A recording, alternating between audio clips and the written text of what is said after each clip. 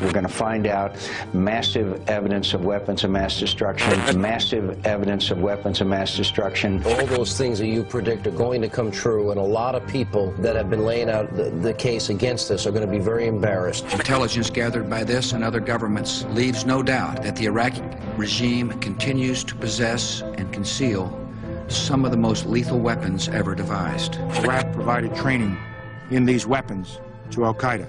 Listen, these folks are determined. These are killers. They chop people's heads off. They're getting money from around the world. They're getting recruits.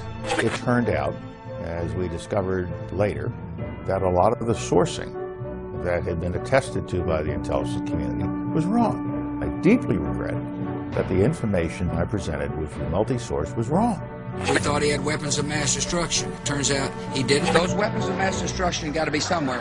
18 people were killed in Iraq. Nope, no weapons over there. As many as 4 people are dead and 15 wounded after a car bomb exploded on Tuesday. Maybe under here. Very embarrassed. In light of the fact that we did not find the weapons of mass destruction, would you do the same thing all over again? Would you do the same thing all over again? We rested our case on the existence of weapons of mass destruction. I think without that weapons of mass destruction case, the justification would not have been there. It has nothing to do with national security.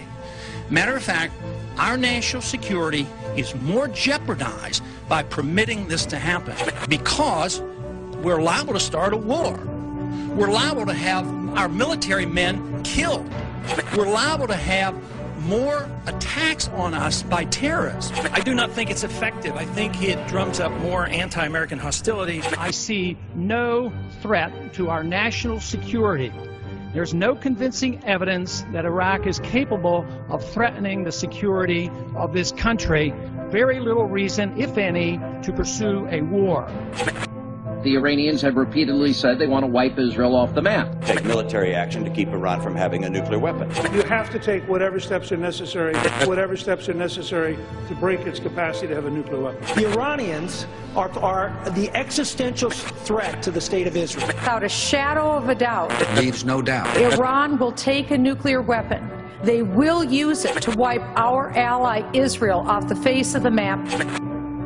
It's another Iraq coming. There's war propaganda going on.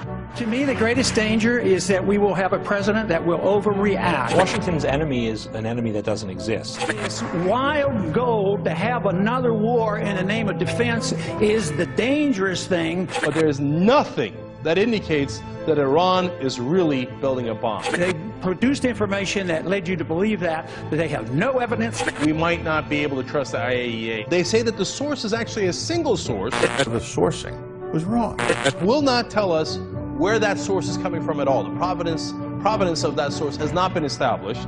Just like we did in Iraq, build up the war propaganda. There was no Al-Qaeda in Iraq. Okay. It's time we quit this.